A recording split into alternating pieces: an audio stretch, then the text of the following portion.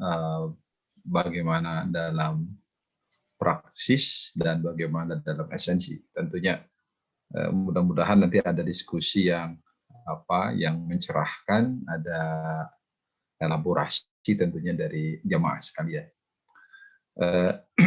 Kita akan memakai slide ya. Jadi sholat ini kita bisa meninjaunya dari dua sisi ya, Bapak Ibu sekalian. Yang pertama dari sisi praktek. Saya kira ini nanti dalam diskusi yang yang intensif dengan kita. Yang kedua dalam segi substansi esensi sholat. Nah, yang akan kita bahas ini dulu, substansi dulu, esensi. Karena dalam praktek sholat barangkali sudah kita maklum, kita kita sudah sangat mengetahuinya, gitu kan. Nanti akan muncul beberapa pendapat, beberapa kajian tentunya, dan mudah-mudahan kita bisa mengambil intisarinya. Kita tahu bahwa kajian ini, ya, sholat ini kan dilihat dari pertama sudut praktek sholat. Nah, ini yang biasa kita lakukan secara praktek. Kita tahu sholat itu kan dimulai dengan aqwalun wa af'alun muftatahatun bitakbir wa mukhtafatun bitaslim bisyara'it makhsusah. Jadi sholat itu adalah ucapan-ucapan, perbuatan-perbuatan yang dimulai dengan takbir, diakhiri dengan salam, dan dengan syarat-syarat yang telah dikhususkan, syarat-syarat tertentu. Jadi sholat itu seperti itu. Nah, itu secara terminologi. Kalau secara etimologi terlewat, sholat itu adalah doa, berdoa. Nah, kita tidak akan bicara ini sebab kalau sholat bicara praksis berarti kita bicara fikih, secara fikih gitu kan. Nah, ini perlu kajian yang sangat dalam. Maksud dalam di sini harus tadi Pak Adri bilang ya, harus bersambung. Nah, nanti kalau bicara fikih berarti kita akan bicara juga nanti mungkin ya bisa, karena pandangan fikih berarti bicara tentang pendapat Hanafi, pendapat Maliki, imam ya, mazhab, kemudian pendapat Syafi'i dan pendapat Hambali. Ya, ada yang nomor 5 itu madhab Ja'fari. Yang ini saya pakai tanda tanya ya, karena belum semua merestui madhab Ja'fari ini. Syiah ini ya, kita tidak bicara yang nomor 5 ini. Nomor 4 Hanafi, Maliki, Syafi'i, Hambali. Ini perspektif fikih. Nah, jadi praktek sholat ya, bagaimana sholat yang dicontohkan Rasul, shollu kama ra'aitumuni usolli, sholatlah kalian sebagaimana kalian melihat aku sholat. Nah, kalau melihat aku sholat, cara melihat para sahabat itu kan berbeda-beda. Nah, yang kedua yang akan jadi fokus kita hari malam ini adalah, nah ini, sholat dalam substansi, esensi, gitu. Sini dulu. Kalau substansi ini, mohon maaf saya ringkaskan aja, ini pandangan tasawuf, rasa sholat gitu ya. Bagaimana sholat ini menjadi sebuah ibadah yang tidak saja praktek yang dilakukan oleh kita setiap hari, tetapi memiliki makna esensi dalam kehidupan kita sehari-hari. Jadi kita lebih memaknai sholat. Gitu. Tentunya merujuk kepada Al-Quran dan As-Sunnah. Kita melihat sebagai dua fondasi dasar rujukan Islam. Nah, nanti walaupun tidak dipungkiri tasawuf itu ada dua, ada tasawuf amali dan tasawuf falsafi. Tasawuf amali itu adalah tasawuf sunni, ya. Tasawuf falsafi ini tasawuf pendekatan filsafat. Ya, tasawuf amali itu berakhir pada konsep Al-Ghazali, walaupun kita tahu Al-Ghazali tidak membuat tarekat Ghazaliyah, gitu kan. Kalau tasawuf falsafi ya Ada yang mengatakan hanya berakhir pada konsep mula sadra. Tidak akan jadi bahasan kita ini. Tetapi kita akan merujuk nanti esensi sholat di dalam Al-Quran dan di dalam hadis. Nanti kita kembangkan dalam diskusi kita pada malam ini. Jadi dua pendekatan ini tentunya harus dilakukan oleh kita dengan sebaik-baiknya. Ya, baik sholat dalam praksis ataupun sholat dalam substansi. Nah, malam ini kita akan bicara titik dua ini, ya, yang substansi ini Bapak Ibu sekalian. Di dalam Al-Quran, ya, kita melihat ada satu ayat yang menjelaskan bahwa nanti itu ada satu generasi yang melalaikan sholat dalam Al-Quran, surat Maryam ayat 59. Ya, saya mohon maaf menyebutnya generasi akhir zaman. Sekarang lagi ramai sama akhir zaman. A'udzubillahi minasyaitonir rajim. Fa khalafa min ba'dihim khalfun adha'us shalah wattaba'us syahawat. Fasaufa yalqauna ghayya. Surat Maryam ayat 59. Fa khalafa maka akan datang min ba'dihim, ya, akan tinggal setelah mereka khalfun satu generasi. Adha'us shalah, mereka menyia-nyiakan sholat.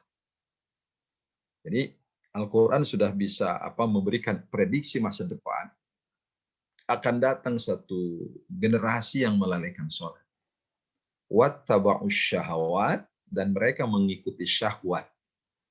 Fasaufa, maka nanti yalqauna ghayya, mereka menemui ghayya.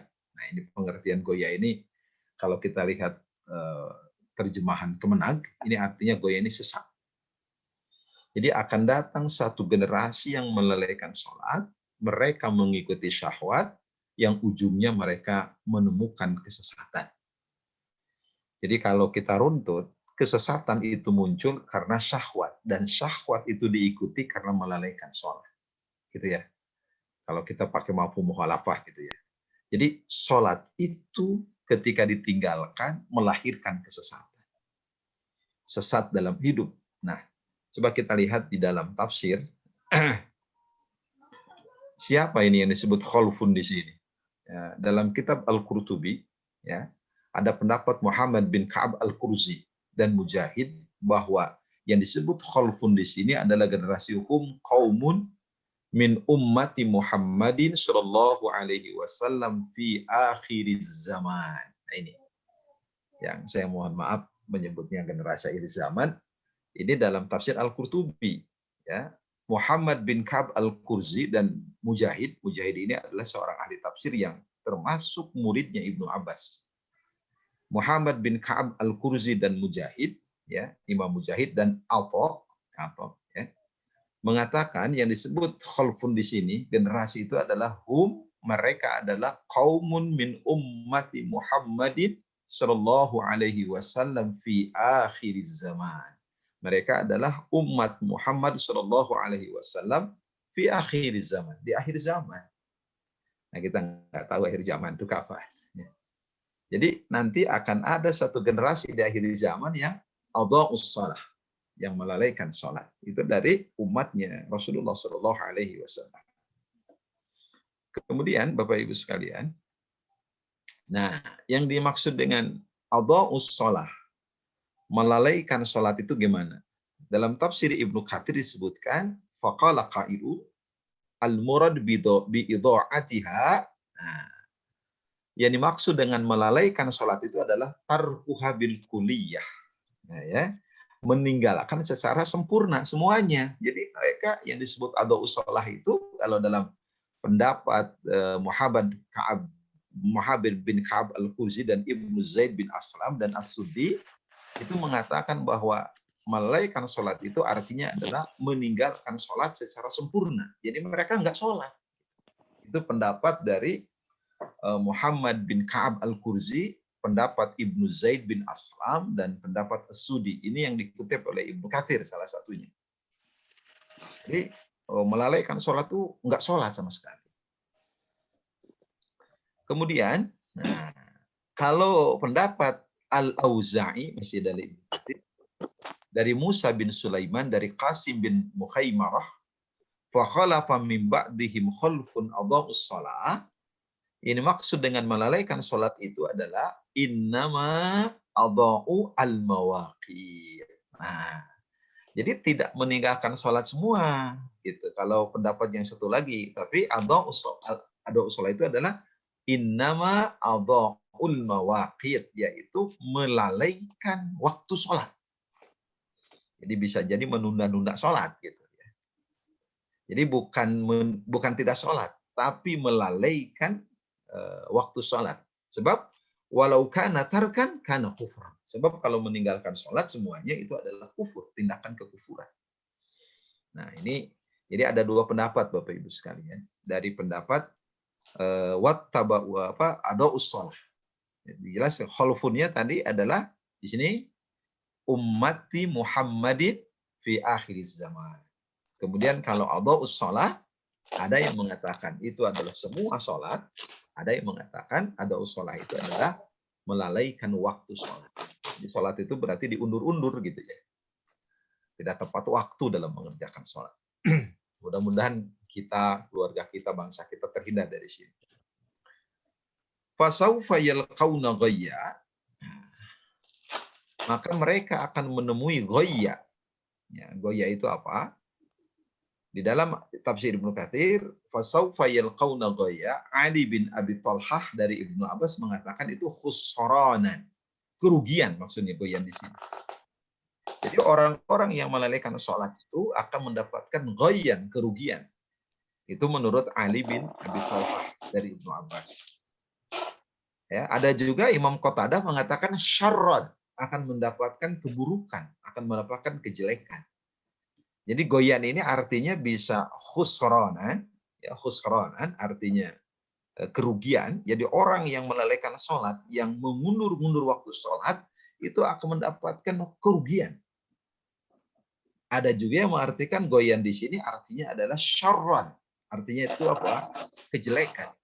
Nah, ada juga yang nomor 3, ya pendapat bahwa yang dimaksud dengan goyan itu adalah wad fi jahannam, yaitu lembah di dalam neraka jahannam. Ba'idul qa'ri khabithut ta'am. Itu yang sangat dalam dan makanannya sangat buruk. Jadi nanti di jahannam itu ada goyan, yaitu ada satu lembah dari neraka.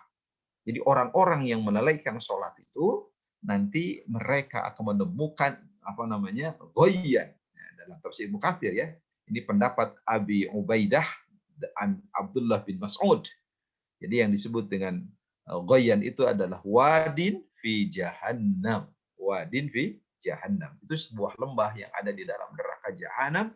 Ba'idul qa'ri khabithu ta'mi, yang sangat jauh, yang sangat dalam, dan makannya sangat buruk. Nah, wallahu a'lam bishawab. Ini perspektif para ulama gitu ya. Jadi generasi akhir zaman ini nanti generasi yang melalaikan sholat. Mudah-mudahan generasi kita dihindarkan dari ini, dari melalaikan sholat, baik secara totalitas meninggalkan sholat ataupun secara sebagiannya. Nah, Bapak Ibu sekalian, nah sekarang gimana realitas sholat di akhir zaman? Rasulullah Shallallahu Alaihi Wasallam dalam hadis riwayat Ahmad dari Abi Umamah Al-Bahili telah menceritakan. Ya, Rasulullah mengatakan, latan kudonna ural Islami urwatan. Tali ajaran Islam itu akan lepas satu ikat. Jadi nanti ajaran Islam itu akan lepas itu dari umat Islam itu satu ikatan akan lepas. Maksudnya umat Islam itu lupa dengan ajaran Islam. Mereka lupa dengan titah Allah dan titah Rasulnya. Mereka melupakan esensi ajaran Islam. Fakullaman taqadat urwatun tashabathan nasu billati taliha. Setiap satu ikatan lepas, manusia memegang ikatan yang lain. Jadi ikatan yang lain lepas, ajaran pegang lagi ikatannya yang lain. Nah, Rasulullah mengatakan wa awwaluhunna naqdhan al-hukmu. Yang pertama kali hilang, diangkat, lepas itu apa? Al-hukmu, hukum. Ya, yang pertama lepas itu hukum Islam. Ya, itu yang pertama. Yang wa akhiruhunna dan yang akhir dari ajaran-ajaran Islam yang lepas itu adalah as-salatu, salat. Jadi kalau salat itu nanti akan menjadi sebuah ajaran yang ditinggalkan. Ya. Di akhirnya itu salat. Yang pertama kali ditinggalkan itu hukum. Jadi umat Islam tidak memiliki kesadaran untuk melaksanakan hukum Islam, dan yang terakhir nanti adalah salat yang ditinggalkan itu. Nah, kemudian kalau dalam hadis riwayat Tabrani disebutkan Rasulullah bersabda dari Abi Darda, "Annan Nabiyya sallallahu alaihi wasallam qala awwalu ma yurfa'u min hadhil ummati." Yang pertama kali diangkat dari umat ini, umat Rasulullah apa? Al-khusyu'u. Khusyuk di dalam sholat. Hatta la yura fihi khashi'an. Sehingga orang yang khusyuk itu tidak akan terlihat lagi. Jadi bisa jadi orang mengerjakan sholat, tapi sholatnya tidak berpengaruh dalam kehidupan. Itu realitas sholat di akhir zaman. Banyak orang-orang yang melakukan sholat, tapi sholatnya tidak disertai dengan hati. Ya, sholatnya jauh dari penghayatan yang sangat dalam. Sehingga mereka melakukan sholat hanya untuk menggugurkan kewajiban, bisa jadi sholat itu tidak berpengaruh dalam kehidupan mereka. Nah, di sini ada satu perkataan dari Abdullah bin Mas'ud dalam kitab Syu'abul Iman. Ini sebuah tanbih, sebuah warning buat kita semua. Peringatan keras. Abdullah bin Mas'ud mengatakan, "Man lam ta'murhu sholatuhu bil ma'ruf."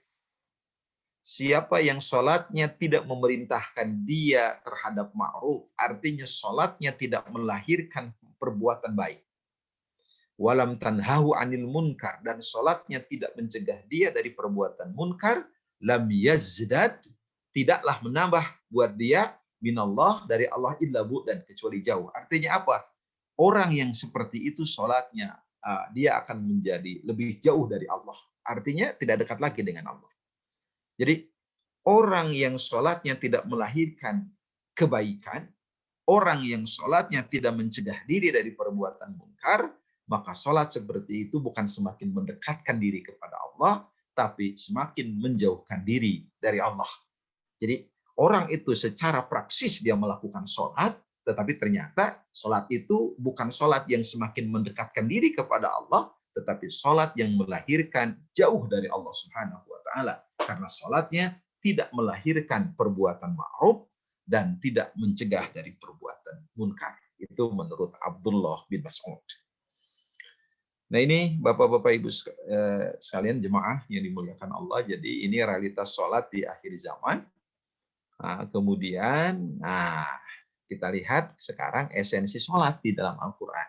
Saya hanya mengutip beberapa ayat yang kita ungkapkan ini banyak dalam perspektif hadits. Ya. Pertama, di dalam surat Al-Ankabut ayat 45, Bapak Ibu sekalian, bahwa esensi sholat itu, bahwa sholat itu bisa mencegah diri dari perbuatan keji dan munkar. Ya, di sini disebutkan inna sholata tanha anil fahsya'i wal munkar. Sesungguhnya sholat itu bisa mencegah diri dari perbuatan fahsya dan munkar. Para ulama mengartikan fahsya itu merupakan keburukan, ya, yang bersifat pribadi. Wah, kalau munkar ini keburukan yang bersifat sosial. Ada juga yang mengatakan fahsya ini tertutup, munkar ini kemaksiatan terlihat. Ini sangat luas sekali pengertian. Jadi menurut surat Al-Ankabut ayat 45, esensi sholat dalam Al-Quran ini, sholat bisa mencegah diri dari perbuatan keji dan munkar. Jadi kalau kita memahami lebih lanjut, Bapak Ibu sekalian, berarti orang yang sholat itu harusnya orang yang tambah baik gitu ya. bekerjanya lebih bagus gitu kan, tidak menipu, tepat waktu gitu kan, memberikan kontribusi besar gitu buat perusahaan, buat apa, buat kantor, buat institusi. Wal munkar, dan orang sholat itu dia jauh dari perbuatan munkar. Ya, ini luar biasa. Orang-orang yang sholat berarti tidak korupsi, gitu kan, tidak berbohong, itu orang sholat itu. Ya, itu dalam surat Al-Ankabut ayat 45. Kemudian surat Toha ayat 14. Jadi yang pertama 45 ini Al-Ankabut, sholat itu esensinya bisa mencegah pribadi dan masyarakat dari perbuatan fahsya dan munkar. Surat Toha ayat 14, sholat itu esensinya untuk mengingat Allah. Jadi, innani anallah, sesungguhnya aku adalah Allah. La ilaha illa ana. Tiada Tuhan kecuali aku. Fa'budni, sembahlah aku. Wa aqimis sholata lidzikri, dan tegakkanlah sholat untuk mengingatku. Jadi ketika kita mengerjakan sholat, esensinya adalah bagaimana kita mengingat Allah. Jadi kalau orang sudah sholat tapi dia tidak susah berzikir kepada Allah, sholatnya belum memiliki esensi dalam kehidupan dia. Ini yang nomor 2. Kemudian yang nomor 3, sholat itu bisa menghapuskan dosa. Surat Hud ayat 114. Wa aqimis sholata tarafain nahara wa zulufan minal lail. Dirikanlah sholat di 2 tepi siang dan sebagian dari malam. Maksudnya sholat 5 waktu dalam tafsir itu. Innal hasanat, sesungguhnya kebaikan-kebaikan itu yudhibnas sayyi'at, akan menghilangkan keburukan-keburukan. Artinya, sholat yang dikerjakan oleh kita itu bisa melahirkan kebaikan dan menghilangkan dosa. Jadi ketika kita mengerjakan sholat, Bapak Ibu sekalian, kita sedang menghapus dosa kita. Ini yang 3 ayat yang saya kutip ya. Jadi ini sangat esensi betul dalam kehidupan kita, bahwa sholat mempengaruhi kita atau melahirkan sikap terhindar dari perbuatan fahsya dan munkar.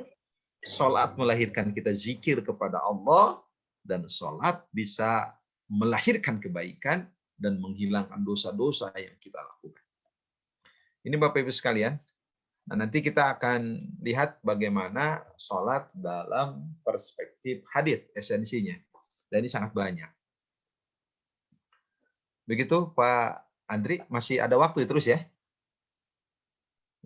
Ya, silakan Ustaz. Masih bisa dilanjut. Masih ya? Oke. Atau mungkin jamaah ada yang mau ditanyakan barangkali? Oh, boleh. Silakan. Sebelum nanti ya, kita masuk. Jika yang disampaikan oleh Ustaz tadi ada yang kurang jelas atau pengen lebih paham barangkali. Ini sih ada pertanyaan yang masuk Ustaz. Oke, siap. Tentang esensi Ustaz di barangkali. Dari Dokter Undang. Sholat itu media komunikasi dengan Allah. Ya. Bagaimana esensinya Ustaz? Oke. Ini yang saya tulis nih, belum selesai. Nanti kita bahas nih. Oke, nanti kita bahas begini. Jadi sholat itu adalah munajat. Nanti ada. Ya. Oke, nah ini kita bahas dulu nih ya. Oke. Ya. Ada lagi nggak Pak Adri? Belum ada yang masuk. Oke, nanti sambil ya. Siap Ustaz. Nah, tiang agama. Jadi esensi menurut hadits, sholat itu sebagai tiang agama. Jadi kalau agama itu banyak tiangnya, nah tiangnya itu adalah sholat. Jadi kalau orang tidak sholat, berarti agamanya nggak punya tiang. Keberimanannya rapuh, gitu, kalau tidak sholat itu. Jadi orang yang tidak sholat itu berarti dia punya gedung yang tidak ada tiang, ambruk, gitu kan. Seperti kalau rumah tangga itu tiangnya apa Pak Andri? Cinta, itu tiang rumah tangga itu. Maka rumah tangga itu kalau nggak ada cintanya ambruk gitu rumah tangga itu. Nah, di dalam hadis begini, riwayat Hakim dari Mu'ad bin Jabal. Mu'ad bin Jabal bercerita, kunna ma'a Rasulillah sallallahu alaihi wasallam fi ghazwati Tabuk. Ya, kami bersama Rasulullah dalam perang Tabuk. Ya, faqala li, kemudian Rasulullah berkata kepada aku, bersabda, in syi'ta amartuka bi ra'sil amri wa umudihi wa dirwatu atau wa durwati sanamihi. Ya. Jika kamu mau, aku akan beritahu kepada kamu tentang pokok segala urusan, tiang segala urusan, ya, dan puncak segala urusan. Itu kata Rasulullah kepada Mu'ad bin Jabal. Kemudian Mu'ad bin Jabal mengatakan, ajal ya Rasulullah. Siap, aku menerima itu. Qala, kemudian Rasul mengatakan, amma ra'sul amri fal Islam. Pokok segala urusan itu Islam. Karena kita seorang muslim, kembalikan urusan-urusan kita itu kepada Islam. Kita seorang muslim punya rumah tangga, kembalikan bagaimana rumah tangga menurut Islam. Kita bersosial, kita kembalikan cara bersosial kita kepada Islam. Karena kita muslim. Kita berekonomi, kembalikan cara berekonomi kita kepada Islam. Wa amma umuduhu, dan tiangnya itu fassalah, adalah sholat. Nah, itu. Ya, jadi sholat ini tiangnya agama. Kebayang oleh kita dalam hidup ini, Bapak Ibu, kalau agama kita tiangnya diruksak oleh kita, itu tidak sholat. Wa amadir wa tusanamihi fal jihad, kata Rasulullah. Dan puncak segala urusan itu adalah jihad. Nah, itu. Ya, segala urusan itu ya jihad. Makanya jihad itu kan secara bahasa artinya bersungguh-sungguh. Ketika kita bersungguh-sungguh menegakkan kebenaran, itu adalah jihad. Pengajian ini kan jihad. Ngaji ahad, gitu kan. Ngaji ahad, ngaji ahad jihad. Ngaji ahad itu jihad. Ya, bekerja itu jihad. Gitu kan, bersungguh-sungguh menegakkan agama Allah. Nah, ini. Yang pertama, jadi tiang agama itu sholat. Kebayang oleh kita, Bapak Ibu, kalau agama kita tidak punya tiang, sholatnya hancur. Maka kita sedang menghancurkan agama kita. Maka kalau kita punya generasi yang tidak sholat, berarti generasi ini sedang menghancurkan agama. Wa na'udzubillahi min dzalik. Yang kedua, meninggalkannya kafir. Ini yang menjadi banyak perselisihan di kalangan para ulama. Ya, dalam hadis riwayat Ibnu Hibban, Rasul mengatakan, innal ahdal ladzi bainana wa bainahum as-shalah. Kata Rasulullah, perjanjian antara kami dan antara mereka manusia itu adalah as-shalah, salat. Faman tarakaha faqad kafar. Barang siapa yang meninggalkannya maka dia kafir. Nah, pengertian kafir ini melahirkan interpretasi yang panjang di kalangan para ulama. Ada yang mengartikan kafir di sini adalah yakhruju minal millah, keluar dia dari agama. Jadi orang yang tidak sholat ya kafir. Dia harus syahadat lagi, itu pendapat pertama. Pendapat kedua mengatakan kafir di sini adalah la yakhruju minal millah. Ya, tidak keluar agama. Kafir di sini artinya adalah dia melakukan dosa yang besar. Ya, dia cukup bertobat. Nah, makanya jangan aneh kalau ada orang yang berpendapat bahwa meninggalkan sholat itu kafir. Itu pendapat yang pertama. Pendapat yang kedua mengatakan kafir di sini itu adalah dosa besar, artinya tertutup hatinya. Itu. Jadi berat sekali ini ya. Orang yang meninggalkan sholat itu begitu. Kemudian yang nomor 3 selanjutnya ya. Pertama dihisab di akhir. Itu esensi sholat. Rasulullah Shallallahu Alaihi Wasallam bersabda, "Awalu ma yuhasabu bihil abdu yaumal qiyamati sholatuhu." Yang pertama kali dihisab seorang hamba pada hari kiamat adalah sholatnya. Jadi sholat itu pertama kali dihisab. Sebelum amal-amal yang lain. Fa in kana atammaha kutibat lahu tammatan. Kalau sempurna maka dicatatlah kesempurnaan buat dia. Wa illam yakun atammaha, kalau belum sempurna, qala Allah azza wa jalla, Allah berfirman, unduru hal tajiduna li 'abdi min tatawwu. Nah, ini. Ya, lihat oleh kalian apakah kalian mendapatkan dari hambaku ini dari yang sunnah. Ya, salat sunat ini juga berpengaruh, Pak Adri. Fatukmiluna biha fardhatahu. Maka kamu bisa menyempurnakan catatan itu dari dengan yang wajibnya. Jadi ibadah sunnah ini melengkapi, ya, tambahan nilai gitulah. Salatnya 5, ada salat sunatnya bagus, ditambah nilai. Tsumma zakah kadzalik. Kemudian zakat juga begitu. Tsumma tu'khadul a'malu ala hisabi dzalik. Kemudian semua amal juga diambil hisabnya seperti itu, semua. Kata Rasulullah, yang pertama kali dihisab itu adalah sholat. Ya, dalam hadisnya banyak. Saya ngambil redaksi dari riwayat Ahmad. Nah, mudah-mudahan kita bisa selamat dihisab. Makanya ada doa, Allahumma hasibni hisabai yasir. Ya Allah, hisablah aku dengan hisab yang mudah. Allahumma inni as'alukal jannah wa astajiru bika minan nar. Itu kan dibaca 3 kali dalam berdoa ya. Ya Allah, aku memohon surga dan aku terhindar dari neraka. Karena hisab ini berat, sholat dihisab pertama. Jadi kalau sholatnya buruk-buruk semua amal kita. Dalam hadis yang lain, awwalu ma yuhasabu bihil abdu yaumal qiyamah as-shalah. Fa in saluhat saluha sairu amali wa in fasadat fasada sairu amali. Kalau sholatnya baik dihisab itu, amal-amal yang lain baik. Tapi kalau pas dihisab sholatnya buruk, itu ciri amal yang lain pun buruk. Beri ini ya, dihisab. Nah, makanya kita perhatikan betul sholat kita. Jangan sampai kita lalai karena ingat sholat itu akan dihisab. Makanya ada seorang ulama ya, siapa itu? Asim apa bin ulama Asim namanya, yang ditanya ketika sholat dia menangis itu karena dia melakukan wudu batiniah. Ada wudu batiniah. Ini rasa sholat ya, wudu batiniah itu selain saya berwudu katanya, saya juga wudu batin saya hindarkan kedengkian, saya hilangkan takabur. Nah, itu membersihkan diri, itu wudu batiniah, wudu batin. Kemudian ketika sholat saya menghadap Allah, saya merasakan Allah di depan saya, malaikat di belakang saya pencabut nyawa, surga ada di kanan dan di kiri saya neraka, sehingga saya merasakan betul sholat dalam penuh dengan kehusyuan. Asim apa ya? Hatim bin Aqsam. Hatim bin Aqsam itu seorang ulama. Jadi pertama kali dihisab sholat kita. Kemudian selanjutnya, nah ini yang tadi ditanyakan, Pak Andri. Salat itu munajat kita kepada Allah Subhanahu wa Ta'ala. Nah, ini esensinya bagaimana? Rasulullah bersabda, ini hadis Bukhari, innal mu'min idza kana fi sholati fa innama yunaji rabbahu.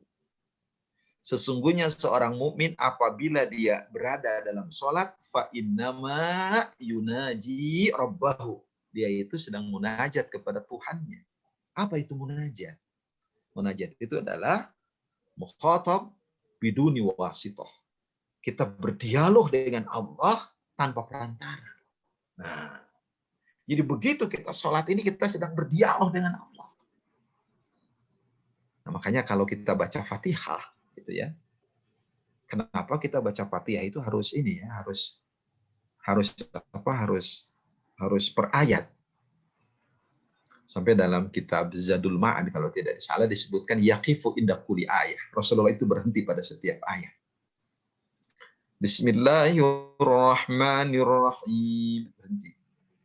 Alhamdulillahi rabbil alamin. Berhenti. Ar-Rahmanirrahim. Berhenti setiap ayat. Kenapa? Karena Allah menjawab setiap ayat itu. Itu dalam surat Al-Fatihah, ya dalam hadis begitu. Nah, kita sedang melakukan dialog dengan Allah. Ada proses yang dialog. Makanya kalau dialog dengan Allah, fala yabzuqanna baina yadayhi, jangan meludah ke depan. Wala an yaminihi, jangan meludah ke sebelah kanan. Walakin an yasarihi, kalau mau meludah ketika sholat ini karena Masjid Rasulullah kan bukan ada tehalnya ya, tidak ada ubinnya ya. Tidak ada karpetnya. Masjid Rasulullah itu kan pasir. Kalau mau meludah an yasarihi, ke sebelah kiri. Au tahta qadamihi, atau ke bawah kakinya. Nggak boleh ke depan karena kita sedang berdialog dengan Allah. Ini saya sedang nulis di buku Komunikasi Transendental. Prof. Nina Syam, almarhumah, itu menulis buku tentang komunikasi transendental. Saya ingin bukan melengkapi, tidak ada kelengkapan dalam ilmu. Memadatkan. Bagaimana hubungan kita dengan Allah, salah satunya lewat sholat, doa, semua ibadah itu merupakan komunikasi kita dengan Tuhan, dengan Allah.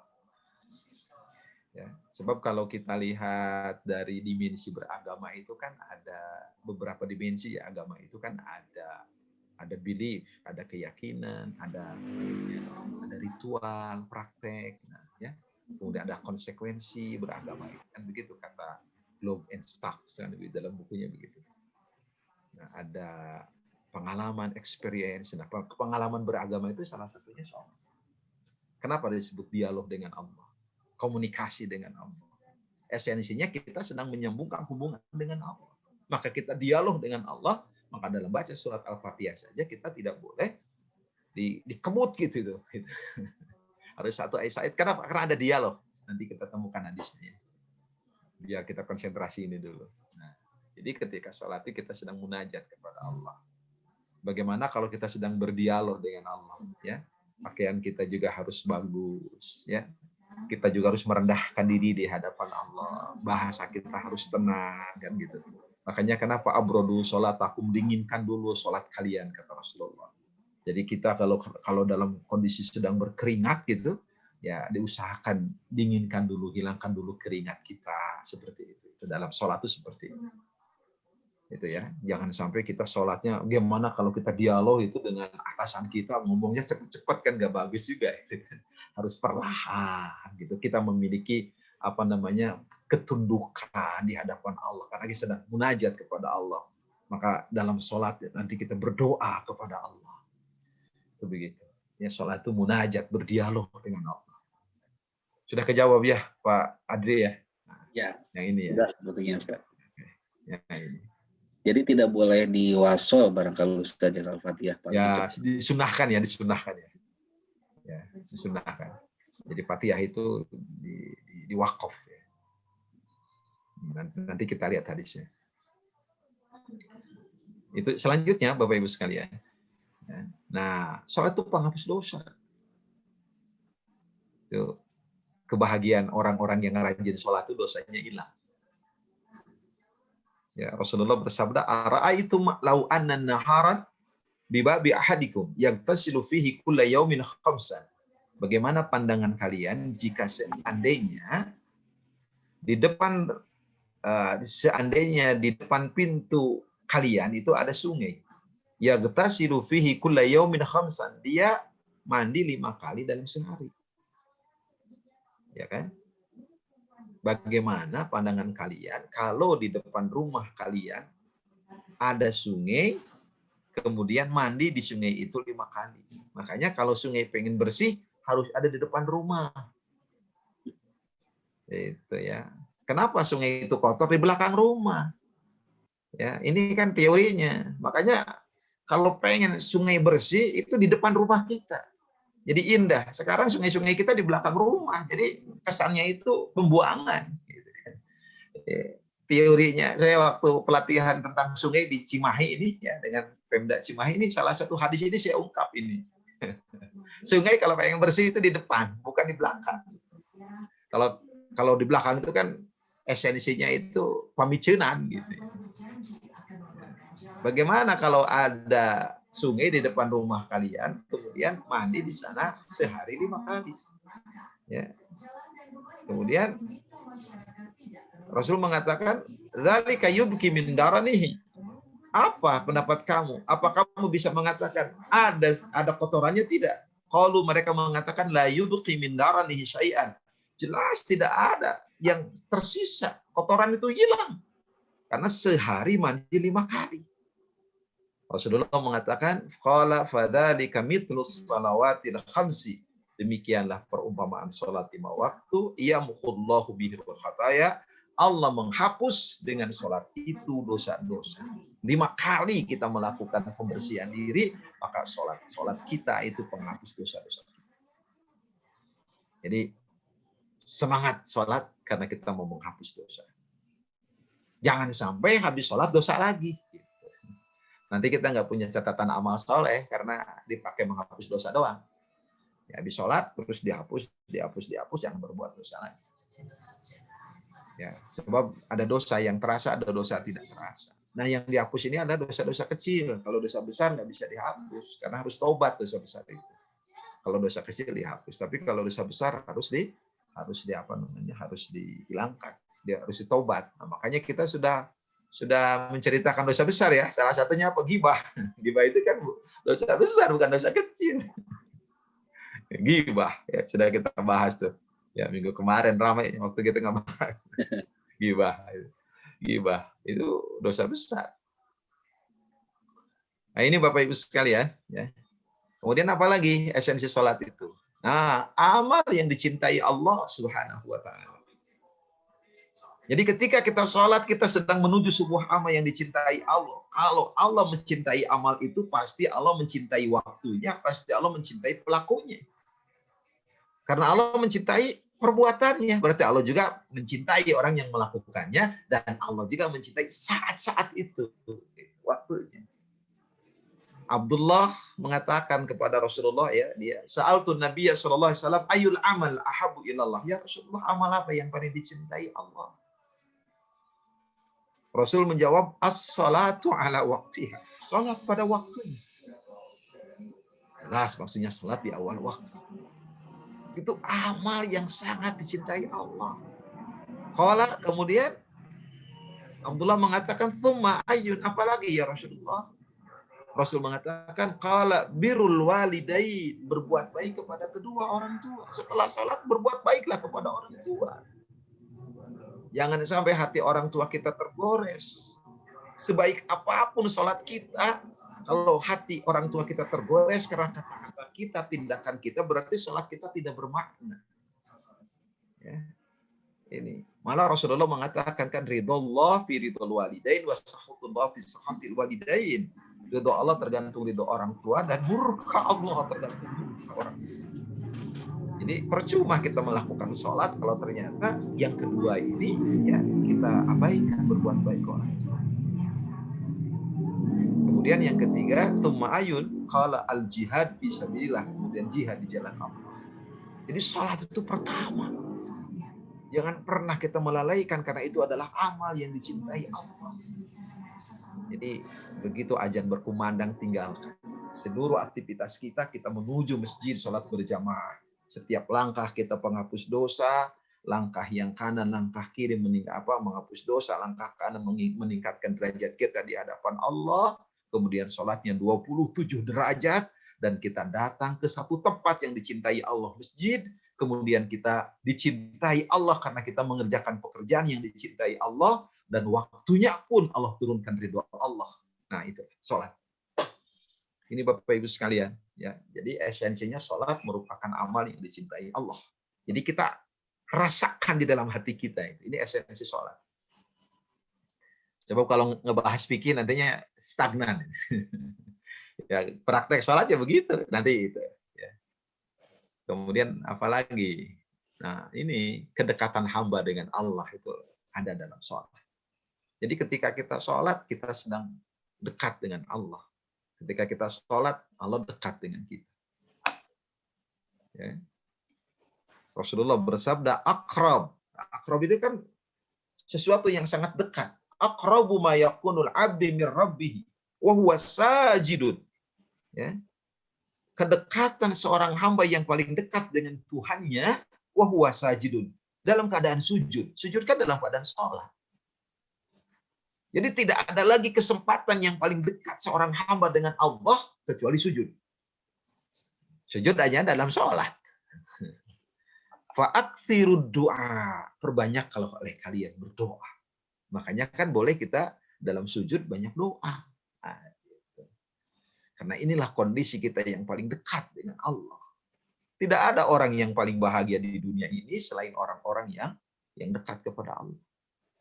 Kalau Pak Adri dekat sama presiden itu jaminan tuh. Dekat ya dengan orang-orang penting aja kita bisa punya jaminan. Dekat dengan Allah, Allah memberikan jaminan buat kita. Ya, kedekatan seorang hamba dengan Allah itu tercipta dalam proses sholat. Maka apakah kita akan menyia-nyiakan kedekatan kita dengan Allah? Apakah kita akan menghilangkan kedekatan kita dengan Allah? Apakah kita akan menjauhkan diri dari Allah ketika kita lama-lama melakukan sholat? Ketika kita sholat, kita sedang menuju kedekatan kita dengan Allah. Dan dalam sujud kita, kata Rasulullah, fa'akthirud doa. Perbanyaklah oleh kalian berdoa dalam sujud. Kemudian selanjutnya Bapak Ibu sekalian, kunci surga. Kunci surga. Salat itu kunci surga. Abdullah bin Amr menyebutkan, Rasulullah SAW bersabda, dzakara shalah yauman. Suatu hari Rasulullah menyebutkan salat. Man hafadha 'alaiha, kata Rasulullah, siapa yang bisa menjaga salat dengan sebaik-baiknya, kanat lahu nuran, maka dia akan mendapatkan cahaya dari Allah Subhanahu wa taala. Jadi orang yang menjaga salat, maka dia mendapatkan cahaya. Jadi kalau dia salat, dia mendapatkan cahaya. Ya, wa burhanan, dan dia mendapatkan burhan, petunjuk. Dalam hidupnya dia mendapatkan cahaya, kemudian petunjuk, wa najatan yaumal qiyamah, dan dia akan selamat pada hari kiamat. Bayangkan, hidupnya mendapatkan cahaya, hidupnya mendapatkan petunjuk, di akhirat kelak dia selamat dari di hari kiamat selamat. Wa man lam yuhafid 'alaiha, maka siapa yang tidak menjaga salat, lam yakun lahu nurun, dia tidak akan mendapatkan cahaya dari Allah, wala burhanun, dia tidak akan mendapatkan petunjuk, wala najatun, dan dia tidak akan selamat pada hari kiamat. Bahkan wa kana yaumal qiyamati ma'a Qarun, pada hari kiamat dia akan bersama dengan Qarun. Ya, Qarun kita tahu semua itu. Wa Fir'aun, dia akan bersama Fir'aun, wa Haman, bahkan Haman, wa Ubay bin Khalaf, dan Ubay bin Khalaf. Semuanya orang-orang yang ada di dalam neraka. Nah, orang-orang yang tidak sholat itu seperti itu. Kalau kita lihat hadis ini ya. Ini Bapak Ibu sekalian. Kunci surga sholat itu. Nah, dan orang yang sholat akan senantiasa dijaga oleh Allah Subhanahu wa taala. Dia mendapatkan penjagaan dari Allah. Kalau kita lihat di sini sholat subuh. Ya. Man shalla salata subhi fahuwa fi dhimmatillah. Barang siapa yang melakukan sholat subuh, maka dia berada dalam penjagaan Allah. Ya, ini mudah-mudahan kita bisa sholat subuh dengan baik. Bahkan kan sholat subuh itu kan Rasulullah mengatakan, jangankan sholat subuhnya, sholat 2 rakaat subuh saja sebelum subuh itu kan lebih baik daripada dunia dan isinya, apalagi sholat subuhnya itu. Sampai Rasul mengatakan, seandainya kalian tahu kebaikan pada sholat subuh, kalian akan datang kepada Allah walaupun dengan cara merangkak. Oke, luar biasa itu. Ke masjid, ya. Kecuali pandemi ini, buat kalau ada halangan ya sekarang ini, yang sudah kategori apa itu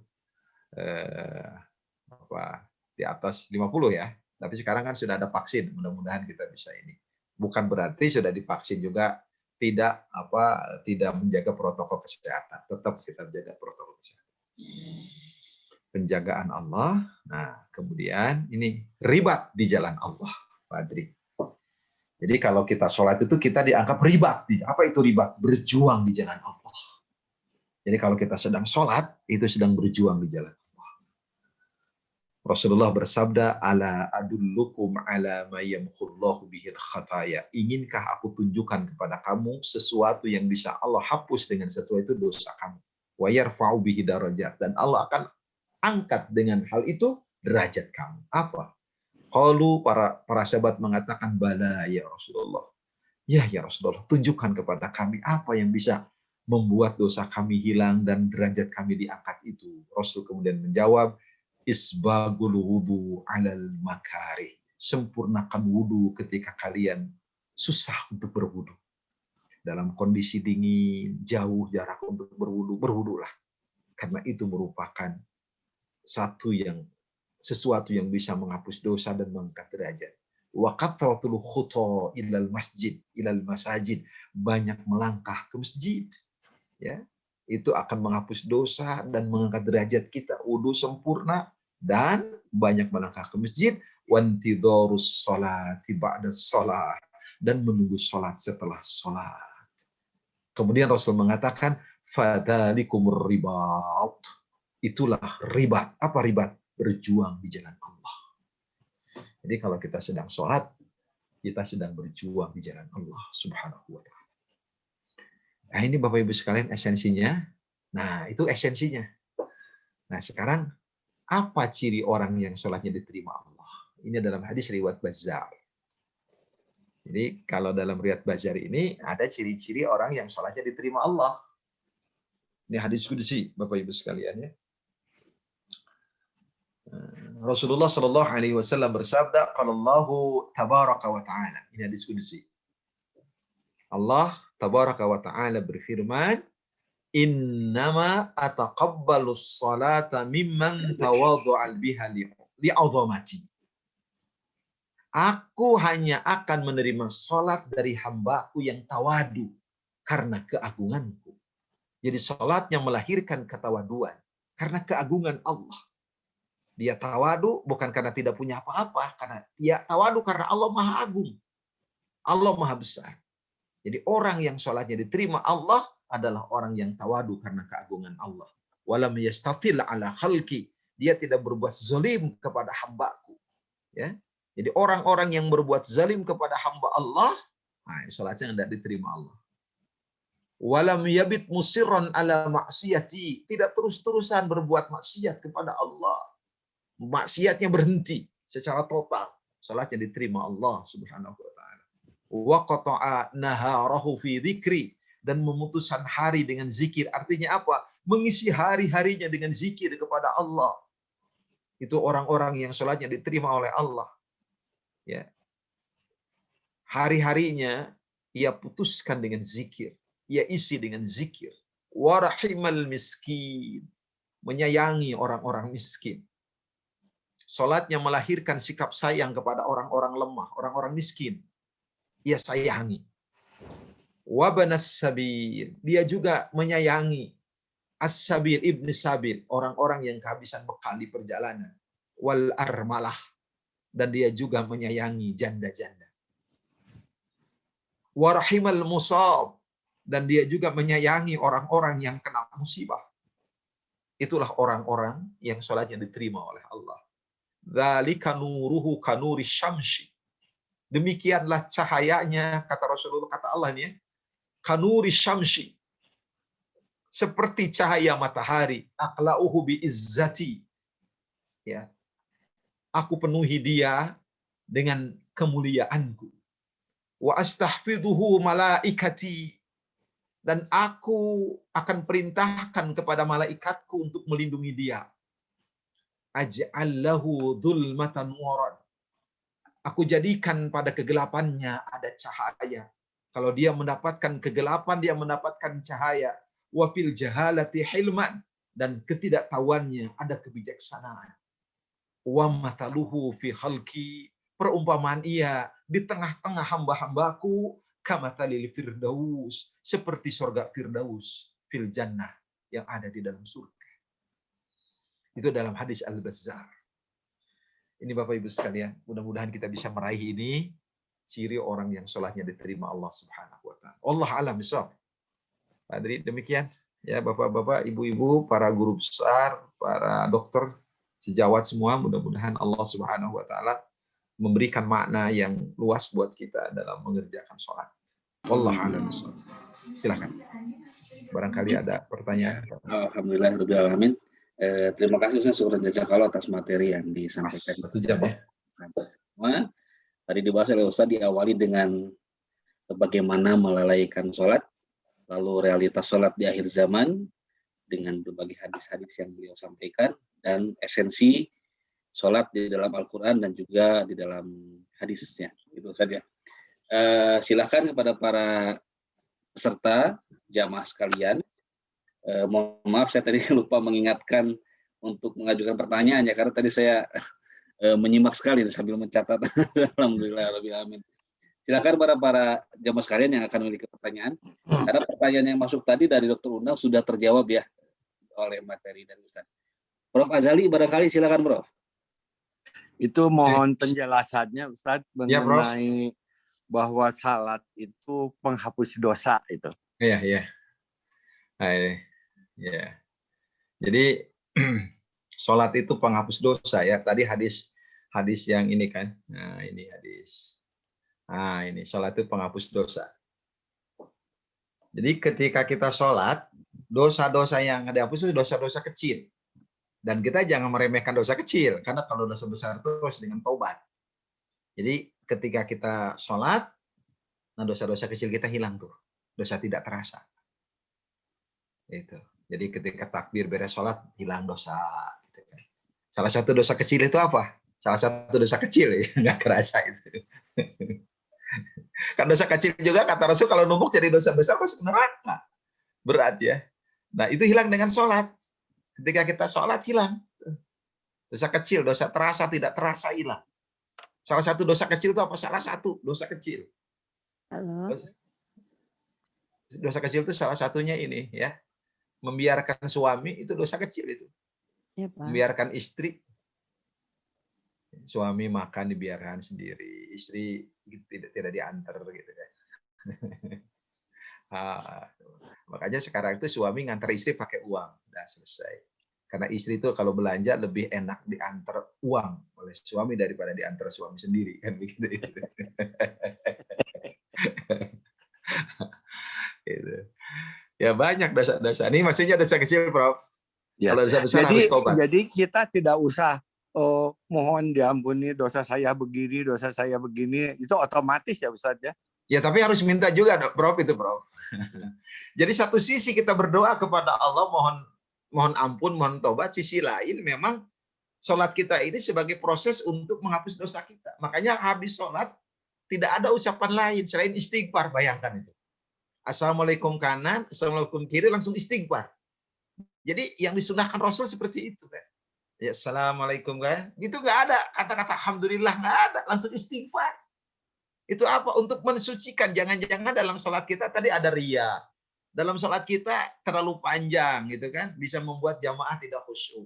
Bisa jadi dalam sholat kita ini ada tindakan kita yang mohon maaf bisa melahirkan tindakan kezolim sama orang, bisa jadi kan.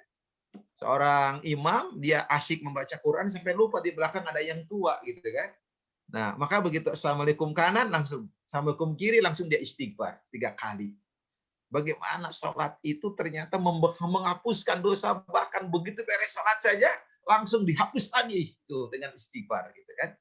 Nah, jadi yang dimaksud ini dalam sholat, pekerjaan sholat itu menghapuskan dosa dan tetap dalam doa-doa kita bertobat kepada Allah, kita mohon diampuni dosa-dosa kita oleh Allah. Dalam sholat, dalam doa setelah sholat ya, itu dimensi lain, Bro.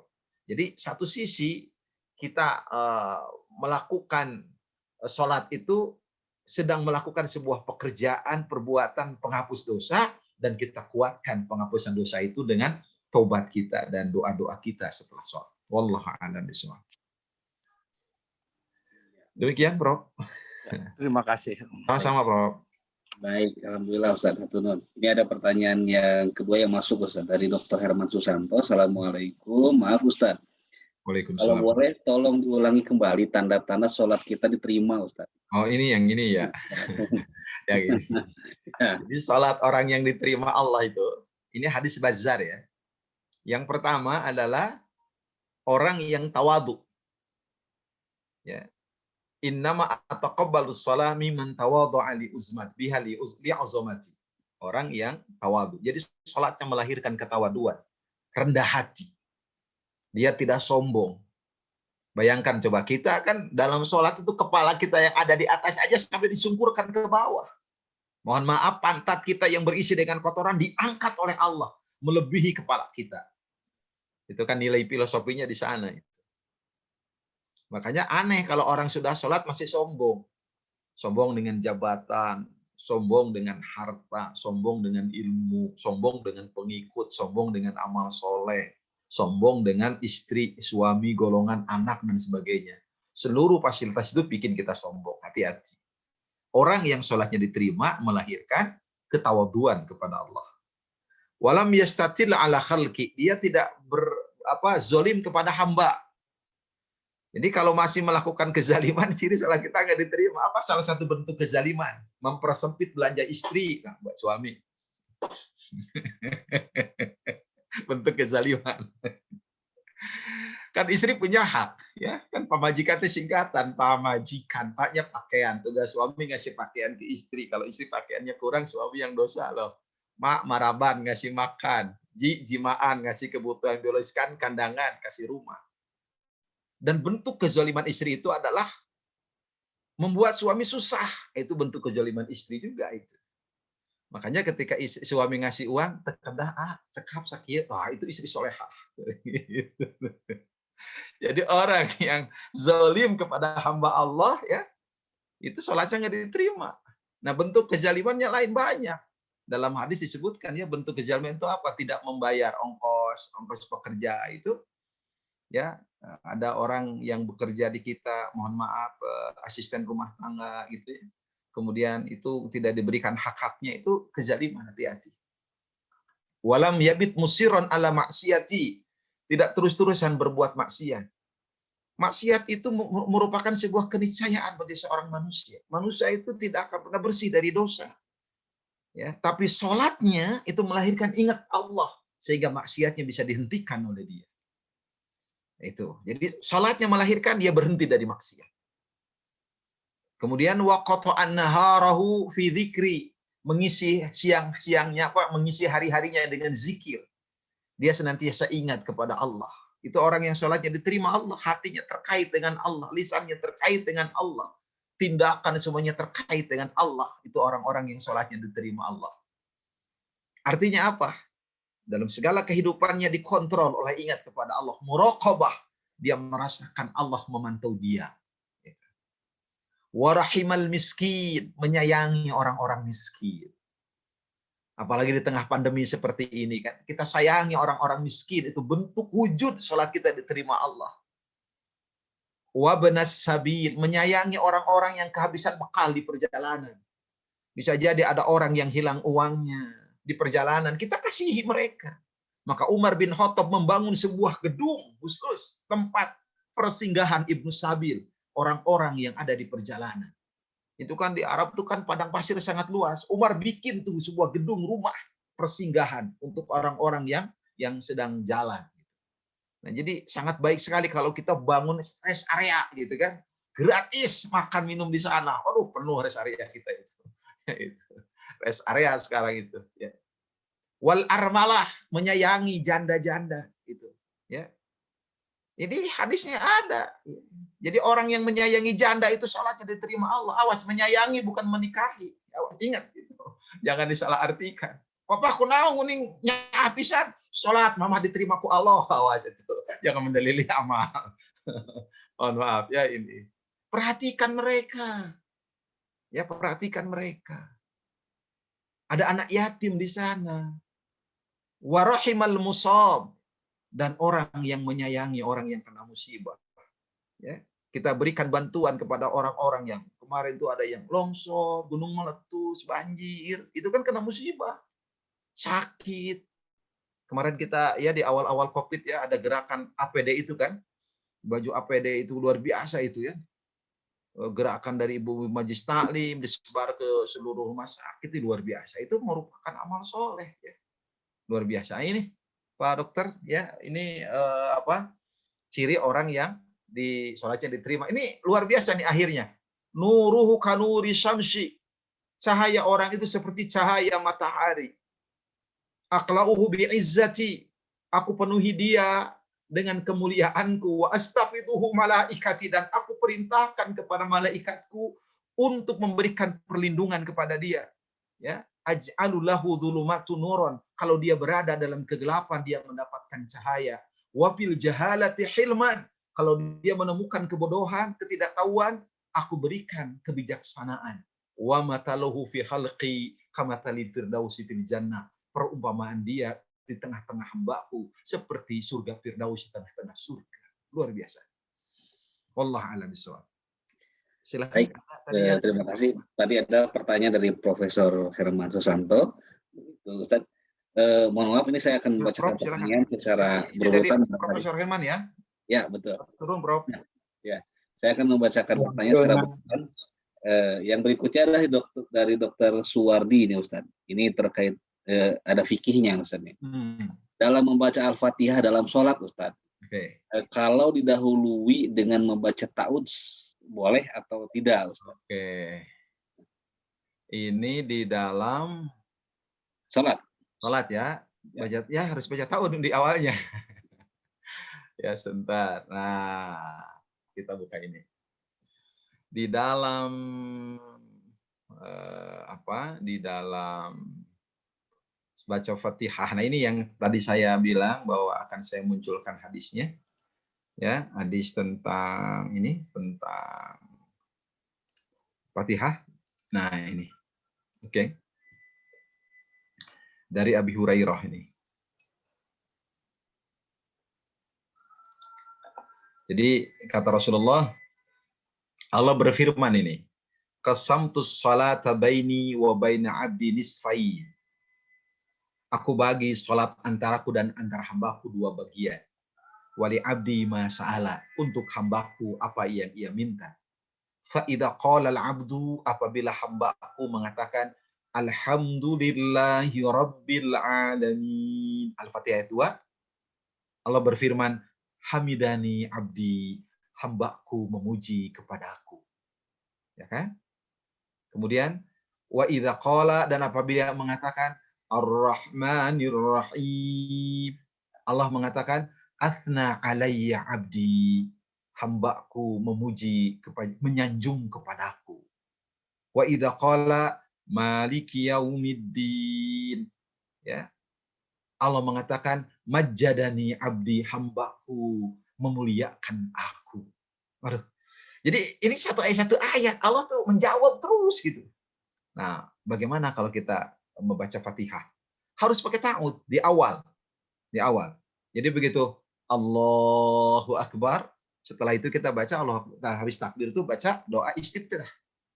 Allahumma ba'id baini, atau Allahumma subhanakallahumma, Allahu akbar kabira, dan selanjutnya, atau inni wajjahtu wajhiya itu.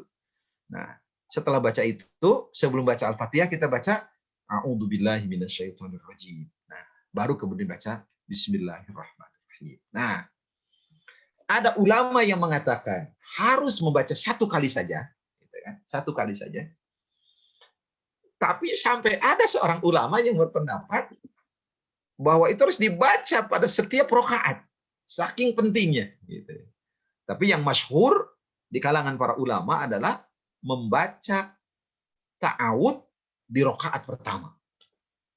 Di rakaat pertama baca ta'awudz. Jadi setelah kita membaca istiftah, kita membaca ta'awudz. Setelah iftitah, sebelum Fatihah. Begitu, Pak Adri. Baik, Ustaz. Pertanyaan selanjutnya, Ustaz. Jadi diharuskan ya, Dokter Suwardi, bahwa wajib. Sampai ada wajib itu baca ta'awudz itu. Sholat wajib maupun sholat sunat, Ustaz ya? Ya, wajib atau sunat, wajib kita baca itu. Siap. Perbedaannya hanya pada rakaat pertama saja, atau juga ada yang dengan rakaat berikutnya. Ya, itu ada ulama yang rakaat kedua, ketiga baca semua. Tapi yang rajih, yang kuat itu yang pertama saja kita baca. Tapi jadi terbiasa membaca setiap rakaat tidak apa-apa, Ustaz ya? Ya, itu sebagian ulama mengatakan tidak apa-apa. Baik, Ustaz. Yang berikutnya ini saya membacakan soal sesuai urutan yang masuk. Dari Dr. Lastrin. Assalamualaikum, Ustaz.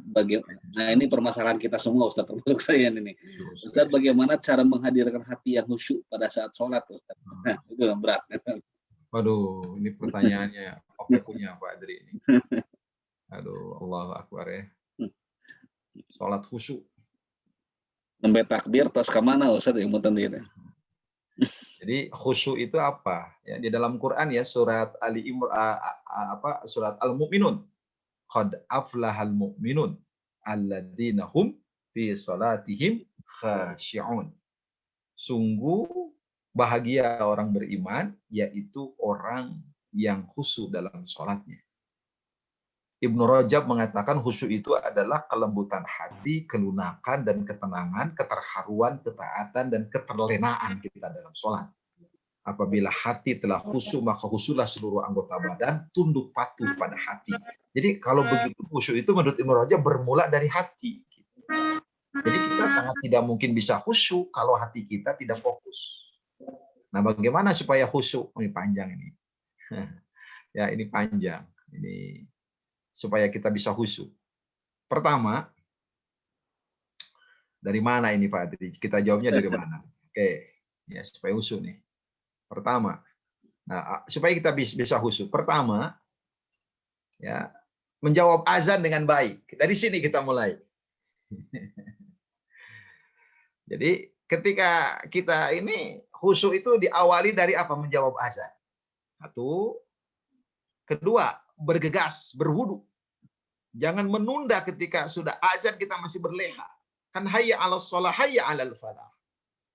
Gitu kan? Bergegas, berwudu. Bahkan kalau lebih baik punya wudu sebelum azan. Wah, itu lebih bagus lagi. Kemudian apa? Peliharalah hal-hal yang akan menambah kehusuan. Apa? Mempersiapkan diri dengan siwak, menggosok gigi. Supaya apa? Supaya ketika sholat kita tidak ini wangi itu kan. Makanya Rasulullah pakai siwak, sekarang pakai gosok gigi. Ya, pasta gigi. Siapkan diri dengan siwak, ya. Rasulullah mengatakan laula an asyqa ala ummati la amartuhum bisiwak inda kulli wudu. Kalaulah tidak memberatkan kepada umatku, hendaklah dia bersiwak ya setiap kali berwudu. Siwak itu kan pakai kayu arok gitu kan. Kalau tidak memberatkan, kata Rasulullah. Apalagi yang menambah kehusuan itu, memakai pakaian yang rapi, bersih dan gunakan wewangian ya untuk laki-laki. Wah, luar biasa ini, pakaian yang rapi, bersih. Makanya kita sangat sangat kagum ya kalau ada orang sholat pakaiannya khusus. Itu luar biasa itu. Menutup aurat dengan baik. Jauhi segala hal yang dapat mengganggu konsentrasi sholat. Apa? Dinding, baju yang dipakai atau tempat sujud. Dinding jangan sampai bergambar, ya kan? Bisa jadi atau makanya ini baju yang dipakai. Mohon maaf kalau pakai baju yang bertuliskan di belakang harap ditutup. Di Telkom ini kalau kita sholat di Telkom ya, di Masjid Telkom itu ada baju khusus. Jadi kalau ada orang yang sholat pakai baju yang ada tulisan di belakang, disuruh pakai baju khusus. Supaya yang di belakangnya tidak membaca. Kan kebayang itu, kalau saya imam, di belakang saya tulisannya ini, DKM Asyifa Unpad. Waduh, itu yang di belakang membaca itu. Ya, itu. Atau kalau sarung itu merek sarung di bawah, itu kan sering terlihat itu. Ya, jadi ketahuan itu mereknya apa gitu kan. Kan suka ada tuh tulisan itu, apa itu, Pak Adri itu. Gajah duduk. Itu ya. Awas, ini apalagi kalau tulisan satu kaos itu dari Jogja itu ya yang panjang-panjang ini bisa orang, atau gambar batik juga itu. Saya pernah ada pengalaman ketika di pesantren. Jadi ada asisten imam tuh, dia yang tidak khusyuk. Beres sholat bilang ke saya mau cenah sholat tuh khusyuk kunaon. Itu lihat batik kiai itu cenah gambar manuk dengan buntutan duka kamana buntutan.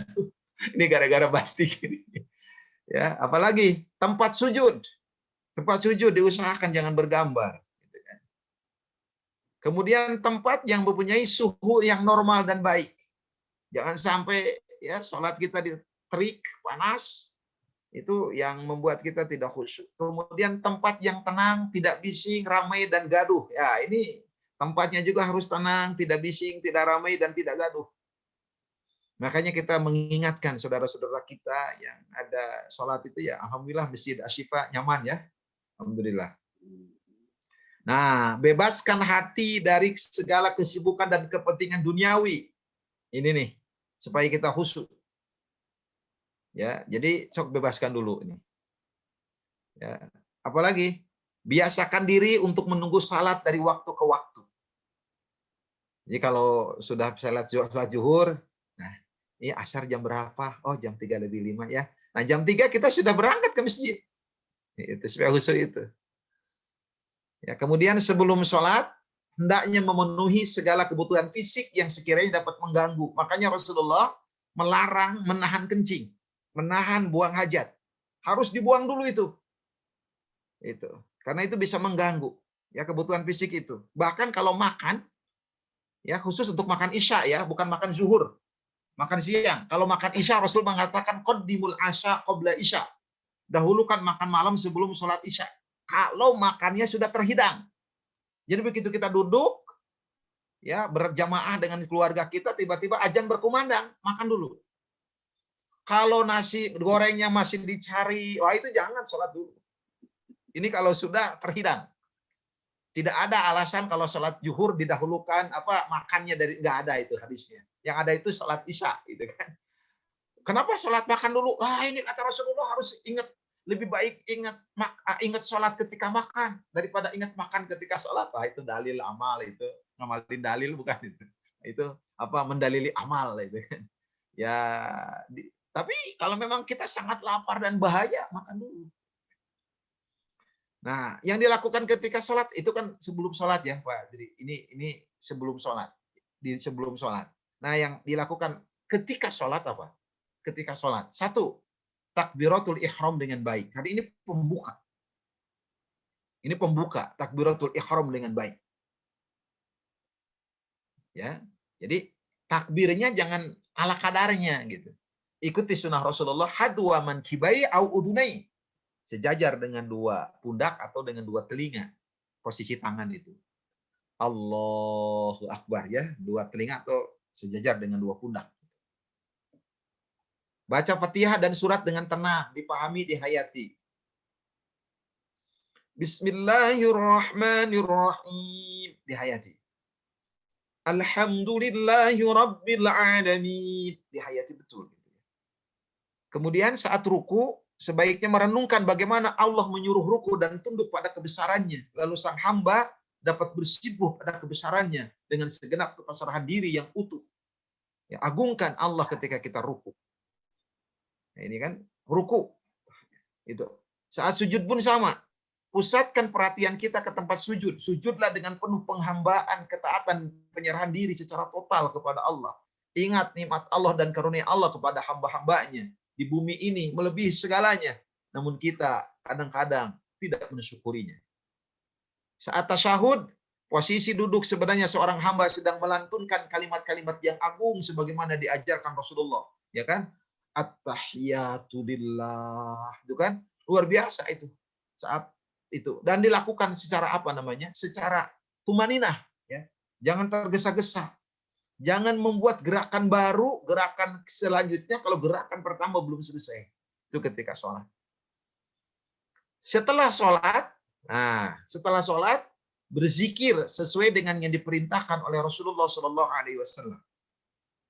Berzikir, berdoa dengan penuh khusyuk, ya, dengan penuh khusyuk.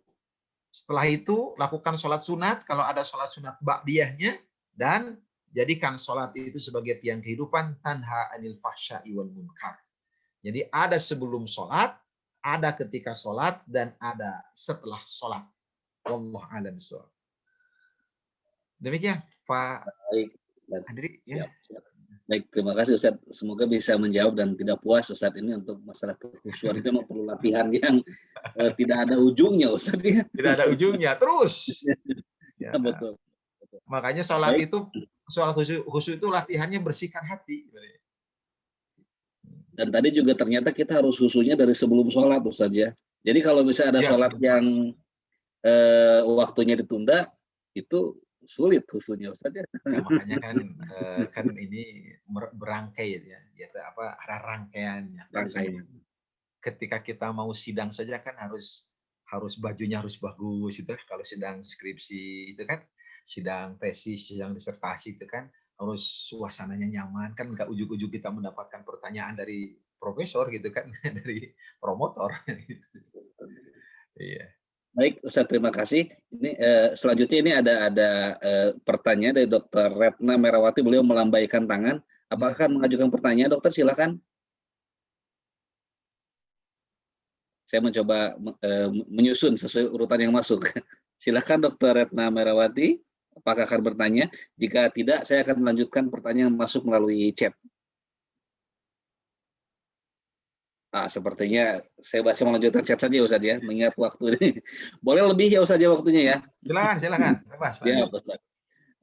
Ini ada pertanyaan dari Dr. Kiki Lukman Ustaz. Nah, izin bertanya Ustaz tentang posisi tangan pada saat berdiri tidal. Apakah ditaruh di dada?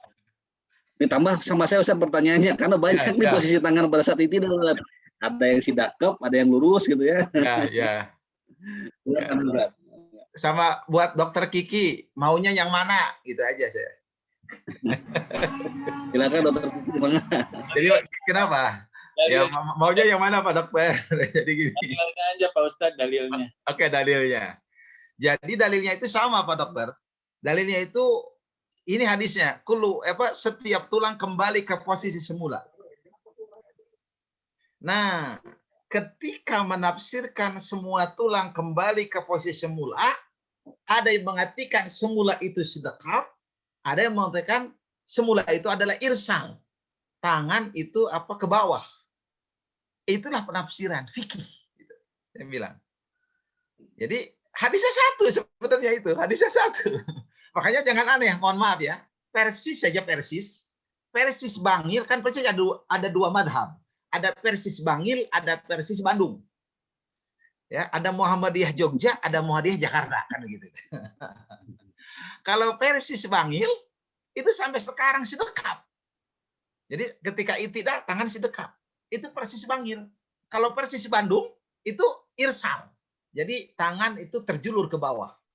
Nah, itu makanya saya bilang mau yang mana? Hadisnya satu, itu. Hadisnya itu semua tulang kembali ke posisi semula. Gitu.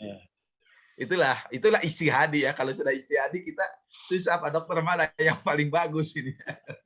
Ya, terima kasih Pak Ustadz. Siap Pak Dokter. Baik, begitu Dokter Kiki jawabannya. Terima kasih Ustadz. Yang selanjutnya dari Prof. Oki Suarsa, Ustadz. Mohon untuk dijelaskan kembali dialog dengan Allah saat membaca Al-Fatihah, Ustadz. Jadi ketika kita membaca Fatihah itu, ya, nah ini, jadi ketika kita membaca Fatihah itu Allah berfirman. Jadi Allah ini membagi, ya, membagi Fatihah itu dua bagian. Ya. Fatihah itu dua bagian. Fatihah. Oke. Nah, jadi Allah membagi Fatihah itu dua bagian. Jadi ketika kita baca Fatihah, ini salah satu keutamaan Fatihah. Saya kemarin tuh ngaji ini kelebihan istilahnya itu fadilah Fatihah. Ya, fadilah Fatihah itu salah satunya ini kalau para dokter pakai standar hadis Bukhari, ini bayar dokter jadi mahal Pak Adri. Saya nggak akan sebutin hadisnya. Sebab jadi mahal. Sebab orang yang mengobati ini dibayarnya 1 kambing di zaman Rasul itu. Bagaimana kalau ke dokter 1 kambing 1,5 juta? Aduh, bahaya itu. Makanya hadis ini nggak usah disebutkan. Hadis Bukhari itu. Nah, yang 6 juta Ustaz kambing. Iya, itu kambing 1 juta ya. Jadi, nah ini Prof Oki ya. Jadi Rasulullah mengatakan ini. Man shalla sholatan lam yaqra fiha bi ummil Qur'an fahiya khidaj. Salatan ghairu tamam. Orang yang sholat tidak membaca Fatihah, maka sholatnya itu tidak sempurna. Ya, sholatnya tidak sempurna, bahkan mengatakan tidak sah. Nah, salah satu kelebihan Fatihah itu apa? Ya, Allah berfirman, qasamtus sholata baini wa baina 'abdi nisfain. Aku bagi sholat itu. Nah, sholat di sini artinya Fatihah. Aku bagi Fatihah itu antaraku dan antar hambaku 2 bagian. Wali abdi masa'ala, untuk hambaku apa yang ia minta. Jadi ketika seorang hamba mengatakan Alhamdulillahi Rabbil Alamin. Nah, kita baca itu, 1 ayat itu. Allah langsung menjawab. Hamidani abdi, hambaku memujiku. Kebayang kalau Fatihahnya disambung-sambung itu. Gimana Allah menjawabnya itu? Ya. Jadi ketika kita membaca Alhamdulillahi Rabbil Alamin, langsung Allah berfirman, Hamidani abdi, ingat hambaku sedang memuji aku. Betapa kedudukan kita tinggi di hadapan Allah. Ya. Apalagi wa idza qala ar-Rahman ar-Rahim, ar-Rahmanir Rahim. Allah berfirman, Athna alayya abdi, hambaku menyanjung aku. Hambaku menyanjung aku. Ketika kita baca Ar-Rahman Ar-Rahim. Ketika kita baca Maliki Yaumiddin, langsung Allah berfirman, Majjadani abdi, hambaku memuliakan aku. Luar biasa ini. Nah, kemudian ketika kita membaca Iyyaka na'budu wa iyyaka nasta'in. Allah berfirman, "Hadza baini wa baina 'abdi." Ini antaraku dan antara hambaku. Nah, kalau ini kan untuk kita dan untuk Allah. Wali 'abdi ma sa'ala. Untuk hambaku apa yang ia minta. Wa idza qala, dan apabila hamba mengatakan ihdinas siratal mustaqim. Siratal ladzina an'amta 'alaihim ghairil maghdubi 'alaihim waladdallin. Allah berfirman, hadza li 'abdi wa li 'abdi mas'alah. Dan ini untuk hambaku, kata Allah. Dan bagi hambaku apa yang ia minta. Allah. Jadi ini luar biasa ini. Ya, ini hadis riwayat Muslim. Nah, makanya di sini ada menurut Ibnu Qayyim ini, wa kanat qira'atahu maddan, ya, yaqifu inda kulli ayah wa yamudu biha sautah. Ini Ibnu Qayyim mengatakan begitu. Jadi bacaan qiraah Rasulullah itu maddan, panjang. Yaqifu inda kulli ayah, Rasul berhenti pada setiap ayat wa yamudu biha sautah, dan Rasul memanjangkan suaranya, jadi ditinggikan suaranya. Ya ini, jadi luar biasa ini Fatihah ini. Makanya itulah baca Fatihah kita yaqifu inda kulli ayat seperti Rasulullah yaqifu inda kulli ayat. Rasul berhenti pada setiap ayat karena ada dialog antara kita dengan Allah. Wallahu a'lam bishawab. Baik, Ustaz, terima kasih atas jawabannya. Ini sebetulnya waktu sudah di ujung, Ustaz, tapi ini masih ada 3 pertanyaan yang masuk. Boleh, Ustaz, ya? Siap. Baik, ini kita batasi untuk pertanyaan yang sudah masuk. Untuk selanjutnya, insya Allah, jika masih ada yang masuk, akan dibahas pada kajian selanjutnya. Yang berikutnya adalah dari Dr. Suwardi kembali, Ustaz. Di musim pandemi, sekarang ada beberapa masjid yang menyemprotkan hand sanitizer ke tangan jamaah yang mengandung alkohol. Sementara kita sudah punya wudhu, bagaimana ini Ustaz? Apakah membatalkan atau tidak? Boleh. Darurat. Singkat saya jawabannya Ustaz ya, boleh. Darurat tubihul mahdurat. Darurat membolehkan apa yang tidak boleh. Baik. Gitu kan. Darurat itu kaidahnya itu. Darurat membolehkan apa yang tidak boleh. Sebab bisa jadi sekarang ada hand sanitizer yang halal ya sekarang itu. Sekarang jadi darurat itu. Darurat membolehkan apa yang tidak boleh. Demikian jawabannya singkat. Baik, selanjutnya dari Bapak Adi dari IPF. Ini izin bertanya, ketika sholat terasa gatal Ustaz di tangan atau tempat yang lainnya, apakah mesti digaruk atau ditahan? Digaruk tapi jangan menggaruk-garuk. Contohnya Ustaz bagaimana? Ada garuk ya Allah, garuk aja. Gitu. Tapi jangan digaruk terus gitu. Jangan. Ingat sekali tapi paten. Walaupun ada pendapat seorang ulama bahwa jangan banyak bergerak. Tapi ketika kita membuka pintu juga boleh itu. Sholat itu. Kan menggendong bayi ketika sholat boleh. Yang tidak boleh itu apa? Menyusui bayi. Itu tidak boleh. Ya, menjawab salam ketika sholat boleh. Tapi awas pakai isyarat. Contoh. Saya sholat di Masjid Ashifa. Ya, yang ada di Ekman. Itu habis sholat begitu, Pak Adri kemudian, saya lagi sholat. Pak Adri kemudian, Pak Ustadz, Abi tipayun. Bicara gitu, saya lagi sholat itu. Abi dipanggil ku manajemen. Ayo Pak Ustadz, Assalamualaikum. Kan gitu. Nah, langsung saya pakai isyarat tangan. Jawabnya begitu. Nah, itu menjawab salam ketika sholat. Begini jawabnya. Nah, itu sunnah Rasulnya begitu. Ya. Jangan, Pak Ustadz, maka Waalaikumsalam Pak Adri. Nah, itu batal. Salatnya. Karena ayo Waalaikumsalam, nggak ada suara itu, cukup dengan isyarat. Itu salat sunat Ustaz ya? Salat sunat. Salat wajib makan susah Pak Adri, kan sedang sholat berjamaah. Kayaknya juga sedang sholat mungkin Ustaz ya. Kalau salat wajib kan ada berarti nggak sholat gitu. Kan gitu. Baik, terima kasih. Ini pertanyaan selanjutnya dari Dr. Sinta nih. Ustaz mau bertanya, bila sehari-hari sibuk melayani pasien untuk melaksanakan sholat dengan khusyuk dan melupakan semua kondisi kesibukan, apakah sekali-kali kita cuti bekerja? Mohon maaf pertanyaan. Ini sholat tidak hanya pas cuti aja Ustaz masalahnya. Ya. Lakukan apa yang bisa mampu kita. ya, lakukan apa yang ittaqullah mastata'tum. Bertakwalah kepada Allah semampu kita. Jadi begitu kita sedang sedang sholat, sedang praktek, azan berkumandang, kan bisa nggak kita minta izin? Saya sholat dulu sebentar ya. Nah itu ada seorang dokter ya di Bandung ini. Jadi kebetulan saya pernah membawa orang tua ke beliau. Jadi begitu azan isya berkumandang karena saya datang maghrib, itu beliau berarti dulu, mohon maaf Bapak, saya sholat dulu. Gitu. Jadi pas saya sholat berjamaah dulu di musolanya. Itu begitu. Bahkan kadang-kadang beliau ke masjid. Kan sangat bagus itu. Ya, mengingatkan. Gitu. Kadang-kadang mohon maaf itu jamaah itu lebih nurut sama dokter daripada sama ustadz gitu kan, karena sama dokter itu bu sholat dulu gitu, nurut gitu ya, gitu ya.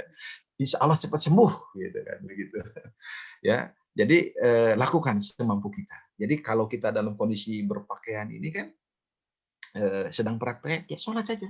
Makanya kalau perempuan kita pakai jilbab terus, ya supaya apa? Supaya begitu sholat tidak usah pakai mukena kan begitu. Karena aurat kita sudah ditutup dengan rapi, gitu kan. Itu kan manfaatnya luar biasa itu. Jadi begitu praktek, Allahu Akbar, sebentar saya sholat dulu, minta waktu 15 menit ya kan bagus. Gitu. Dan saya yakin pasien tidak akan marah, kecuali memang dalam kondisi sangat membutuhkan pertolongan, nggak bisa ditunda, itu lain. Sholat bisa ditunda oleh kita, gitu kan.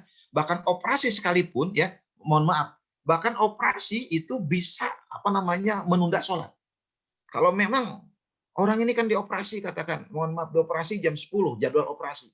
Diperkirakan jam zuhur beres, ternyata sampai jam 3 tidak beres. Sampai mau maghrib. Nah, berarti kita tidak sholat zuhur asar itu. Nggak masalah. Karena kita sedang menyelamatkan nyawa manusia. Itu begitu. Itu kaidahnya lain itu kalau seperti itu. Ya. Wallah alam. Demikian. Baik, begitu. Terima kasih Ustaz. Yang selanjutnya mungkin ada menjadi pertanyaan yang terakhir barangkali Ustaz.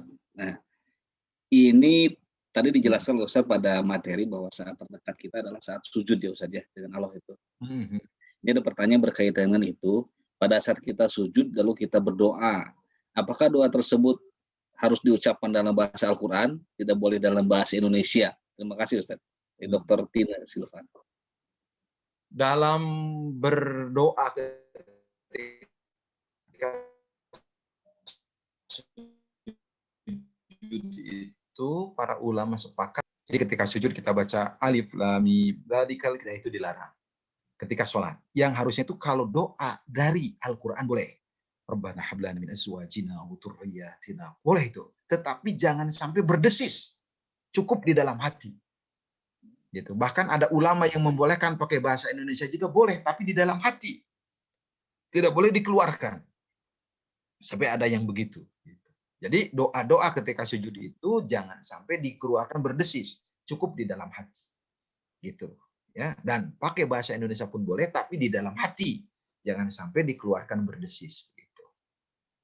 Allah alam bisawab. Itu yang saya baca dari komentar para ulama ya, tentang fikih baca doa ketika sujud. Demikian. Baik Ustaz, terima kasih. Ini ada, ada satu lagi Ustaz, mungkin yang terakhir ini Ustaz. Dari Dr. Heri Yuda nih. Kenapa ada orang sholat jalan, maksiat jalan? STMJ. Salah terus maksiat jalan. Nah, bagaimana Ustaz fungsi agar sholat? Tadi sebetulnya sudah dijelaskan ya Ustaz ya. Ya, jadi kenapa ada orang yang begitu sholat jalan, maksiat jalan? Penghayatan sholat. Bisa jadi sholat itu hanya untuk menggugurkan kewajiban. Sholat tidak melahirkan esensi, hanya menggugurkan kewajiban. Sudah selesai saja. Saya sudah sholat selesai. Ngaruh tidak ngaruhnya pada kehidupan dia itu tidak masalah. Bisa jadi motivasi dia sholat. Jadi ada orang yang sholatnya dikerjakan, maksiat dikerja, gitu ya. Bisa jadi itu dikarenakan pemaknaan, penghayatan dia nggak dapet itu. Makanya sudah diamanatkan tadi ya oleh Abdullah bin Mas'ud ya, bahwa orang yang sholatnya tidak mencegah diri dari perbuatan keji dan munkar itu sebenarnya tambah jauh dari Allah Subhanahu wa taala, bukan tambah dekat. Demikian. Allah alam bisawab.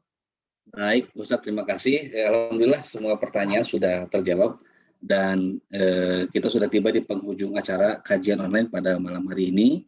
Dan sebelum ditutup, mengingatkan kembali Ustadz, pada sesi memimpin doa, Ustadz mohon didoakan Ya.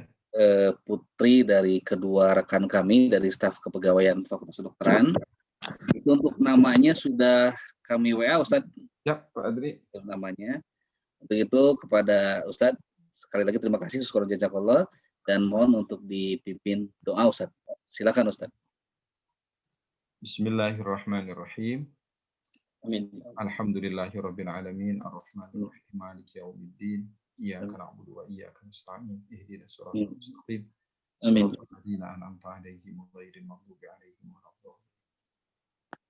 Alhamdulillahirabbil alamin hamdan hamdan yuwafi ni'amahu wa yukafi.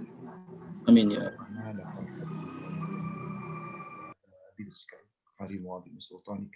Amin.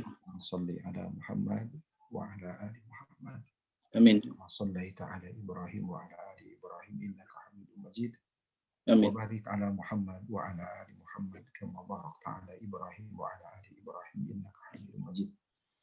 Rabbana zalamna anfusana wa illam taghfir lana wa tarhamna lanakunanna minal khasirin. Amin ya Allah. Asrif 'anna 'adzab jahannam inna 'adzabaha kana gharama. Inna sa'at mustaqarra wa muqamah. Rabbana la tu'akhidna in nasina aw akhtana. Rabbana wa la tahmil 'alaina isran kama hamaltahu 'ala alladhina min qablina. Rabbana wa la tuhammilna ma la taqata lana wa'fu 'anna waghfir lana warhamna. Anta maulana fansurna 'alal qaumil kafirin. Rabbana ighfir lana wa li ikhwanina alladhina sabaquna bil iman. ولا تجعل في قلوبنا غلا للذين آمنوا ربنا إنك رؤوف رحيم. اللهم اغفر لنا ذنوبنا وذنوب والدينا وارحمهما كما ربيانا صغارا. اللهم اغفر للمسلمين والمسلمات والمؤمنين والمؤمنات الأحياء منهم والأموات إنك سميع قريب مجيب الدعوات. اللهم أعز الإسلام والمسلمين وأذل الشرك والمشركين وانصر عبادك الوحيدين. اللهم ادفع عنا الغلاء والوباء والربا والزنا والزلازل والمحن وسوء الفتن ما ظهر منها وما بطن عن بلدنا هذا خاصة إندونيسيا وعن سائر بلاد المسلمين عامة يا رب العالمين. اللهم إنا نسألك عيشة نقية وميتة سوية ومردا غير مخز ولا فادح. Allahumma la tuhlikna faj'atan wa la ta'khudna baghtatan wa la tu'jilna an haqqin wa la wasiyatin. Allahumma la tada' lana dhanban illa ghafartah wa la hamman illa farajtah wa la daynan illa qadaitah wa la hajatan min hawaiji dunya wal akhirah illa qadaitah bi rahmatika ya arhamar rahimin. Ya Allah, sehatkan kami, hindarkan kami dari pandemi ini. Allahumma inna na'udzubika minal baras wal junun wal zuzam wa sa'il asqam. Saudara-saudara kami yang sedang sakit sembuhkan ya Allah, sembuhkan. Khusus buat anak kami, buat saudara kami Neng Nadila, Aquina dan Neng Aura, sembuhkan ya Allah karena Engkau yang Maha menyembuhkan. Allahumma rabban nasi mudhibal ba'si isfi anta syafi la shifaan illa anta shifaan la yughadiru saqaman. Rabbana atina fid dunya hasanah wa fil akhirati hasanah wa qina adzabannar. Subhana rabbika rabbil izzati amma yasifun wa salamun alal mursalin walhamdulillahi rabbil alamin. Assalamualaikum warahmatullahi wabarakatuh.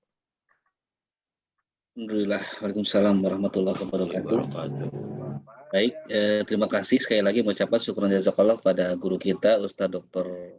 Haji Ahmad Humaydi MSc yang telah menyampaikan ilmu tausiah untuk kita pada malam hari ini. Kita berdoa kepada Allah semoga Allah memudahkan kita untuk memahami dan mengamalkannya dalam kehidupan kita di selanjutnya. Sekali lagi terima kasih para jamaah yang telah hadir. Semoga menjadi ilmu yang bermanfaat dan juga pada jajaran pimpinan, guru besar dan para alumni serta seluruh jamaah sekalian keluarga Fakultas Kedokteran dan juga fakultas di seluruh lingkungan Universitas Pajajaran. Semoga menjadikan kita kemudahan untuk paham dan menghapus dosa-dosa kita melalui wasilah kajian ilmu pada malam hari ini. Terima kasih sekali lagi kami ucapkan juga kepada teman-teman IT hatur nuhun Kang Adi dan Kang Panji, jazakallah khairan katsiran. Kita tutup kegiatan pada malam hari ini dengan membaca doa kifaratul majelis bersama-sama. Subhanakallahumma wa bihamdika asyhadu alla ilaha illa anta astaghfiruka wa atubu ilaik. Walhamdulillahirabbil alamin. Billahi taufiq wal hidayah. Wassalamualaikum warahmatullahi wabarakatuh. Waalaikumsalam warahmatullahi wabarakatuh. Waalaikumsalam. Hatur nuhun Pak Atur Ahum. nuhun Pak Ustadz, Pak Ardi, hatur Sadayana, nuhun. hatur nuhun. Turun. Ustaz Ahmad Rumaidi, hatur nuhun, Pak Ahum. Aduh, habis sinyal nambe. Tipayun. Mangga sami-sami wilujeng ugi sadayana. Abi lep tipayun. Mangga sami Hatur nuhun.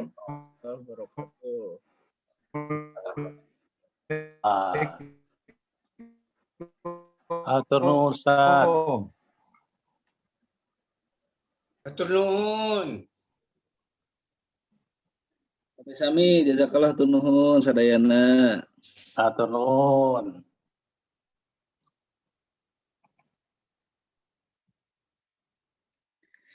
Baik, sekali lagi terima kasih. Mohon izin ruangan Zoom ini akan saya tutup. Mohon maaf atas segala kekurangannya. Syukur jazakallah. Assalamualaikum warahmatullahi wabarakatuh.